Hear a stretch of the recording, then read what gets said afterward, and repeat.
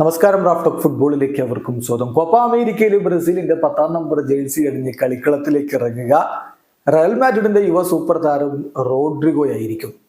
Neymar ജൂനിയറുടെ ആബ്സെൻസിൽ അദ്ദേഹമാണ് 10ാം number jersey അണിയുന്നത്. നേരത്തെയും അദ്ദേഹം ബ്രസീലിന്റെ 10ാം നമ്പർ അണിഞ്ഞിട്ടുണ്ടെങ്കിലും ഒരു പ്രധാനപ്പെട്ട കപ്പ് ടൂർണമെന്റിൽ ആദ്യമായിട്ടാണ് ഈ നമ്പർ അണിയുന്നത്. നെയ്മർ അണിയുന്ന 10ാം നമ്പർ. ബ്രസീലിയൻ ഫുട്ബോളിന്റെ ചരിത്രത്തിൽ ഏറ്റവും അധികം ഗോൾ അടിച്ച നെയ്മർ. അദ്ദേഹത്തിന് തൊട്ടു മുമ്പ് ആ റെക്കോർഡ് ഉണ്ടായിരുന്ന സാക്ഷാൽ പെലേക്കാണ്. പെലെ അണിഞ്ഞ 10ാം നമ്പർ അത് അണിയുമ്പോൾ തീർച്ചയായിട്ടും അതിന് ഭാരം കൂടും.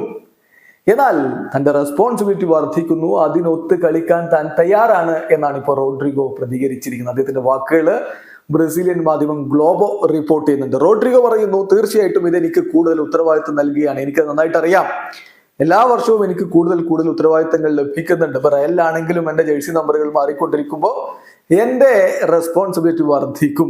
തീർച്ചയായിട്ടും അത് അങ്ങനെയാണ്. ഏതായാലും കൂടുതൽ റെസ്പോൺസിബിലിറ്റി ഏറ്റെടുക്കാൻ ഞാൻ തയ്യാറാണ്.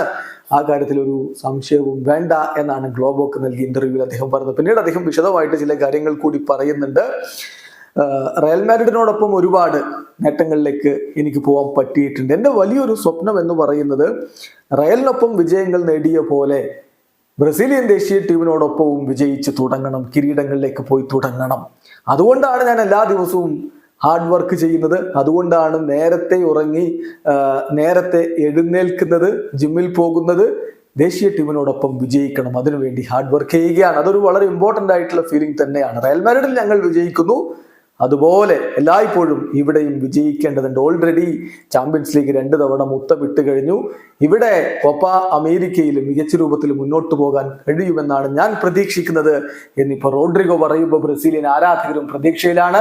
ബ്രസീൽ ടീം കോപ്പ അമേരിക്കക്കായിട്ട് നല്ല രൂപത്തിൽ ഒരുങ്ങിക്കൊണ്ടിരിക്കുന്നു.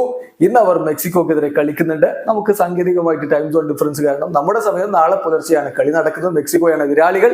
പക്ഷേ റോഡ്രിഗോ ആദ്യ ലെവലിൽ ഉണ്ടാവില്ല എന്നാണ് വരുന്ന റിപ്പോർട്ടുകൾ. വീഡിയോ അവസാനിക്കുന്ന ഫുട്ബോൾ ലോകത്തെ കൂടുതൽ വിശേഷങ്ങളുമായി റാഫ് ടോക്സ് വീണ്ടും എത്താം.